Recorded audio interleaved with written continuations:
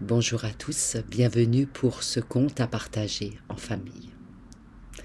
C'était la nuit, le feu crépitait nerveux, 2 bergers brûlaient de colère.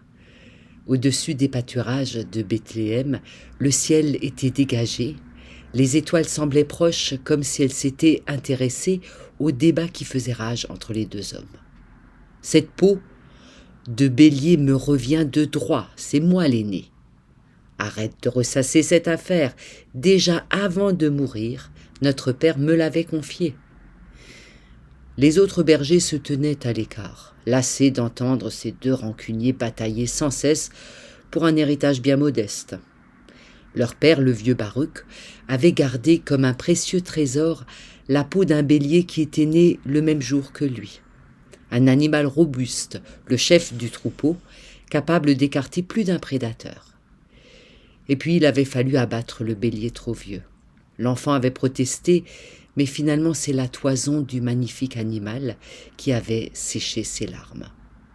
Dès ce moment, cette peau était devenue pour lui comme un porte-bonheur, une protection contre les malheurs. Quand le jeune Baruch veillait le troupeau la nuit, il s'enveloppait de cette peau. Rassuré, il se sentait la même ardeur que son vieux bélier. Et puis au fil des années, quand l'expérience de la vie avait rendu Baruch moins superstitieux, cette peau était devenue la relique de souvenirs. Sa jeune épouse s'y était réchauffée, leurs 2 petits garçons y avaient reposé paisibles. Frissonnant de fièvre, c'est dans cette peau qu'il guérissait. Le vieux père y avait caché ses larmes au décès de son épouse. Et finalement, rassasié d'années, le faible Baruch avait vu comme une évidence de laisser cette peau au préféré de ses fils, le cadet. L'aîné n'avait rien dit, mais la rancœur couvait, comme des braises cachées sous cendres. Après le temps du deuil, puis des règlements de compte, voilà bien 10 années que leur mésentente lassait la compagnie des bergers. 10 années qu'ils s'évitaient rageusement. Mais cette nuit-là, ils n'avaient pas eu le choix. Manque de main-d'œuvre, troupeau trop grand, prédateurs aux aguets, fauves ou voleurs. Les retrouvailles sointaient entre eux comme une vilaine blessure infectée. Les 2 frères étaient donc là, près du feu tremblant entre leurs 2 colères. L'aîné écœuré avisait la peau de bélier que son cadet portait fièrement sur ses épaules. Et l'amertume leur faisait comme une ivresse, un tourment qui les isolait des autres. Si bien que les 2 bergers maussades n'avaient pas vu la nuit s'éclairer, s'illuminer au son des chants angéliques. Ils n'avaient pas entendu l'hymne à la paix. Par contre, ils avaient retenu qu'un roi de justice était apparu dans la région, la belle aubaine. Allons lui présenter notre litige. Tu verras qu'il jugera ma cause totalement légitime, tempêtait l'aîné qui s'estimait spolié de l'héritage paternel. Cette peau, tu me la dois. Ah ouais, tu verras. Il te rira au nez, raillait le cadet. Ce roi, s'il est vraiment juste et intelligent, il confirmera que la peau de bélier m'appartient de plein droit. C'est toi qui vas recevoir une belle correction.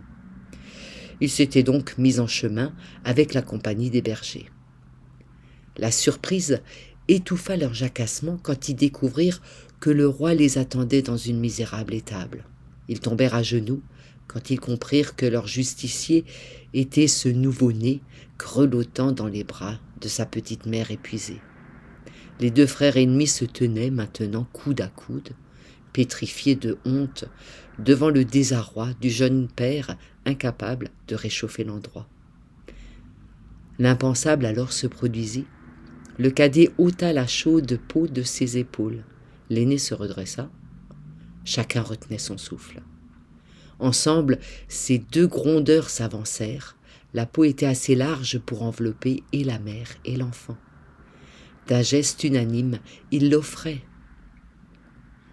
C'est alors qu'un second miracle eut lieu. L'espace d'un instant, ils virent la grotte illuminée du scintillement de dizaines d'anges qui entraient et sortaient, pressés de voir ce nouveau-né. Les bergers levèrent les yeux au ciel, ils en virent des milliers, comme si les myriades d'étoiles dans le ciel dansaient de joie. Les bergers tendirent l'oreille. Le vent faisait comme un chant puissant et rassurant. C'est ce geste de bonté qui leur avait ouvert les yeux sur l'invisible. C'était un conte d'Olivier Fassel. Le Seigneur de la paix vous donne lui-même sa paix en tout temps et de toute manière. Bonne fête de Noël à tous.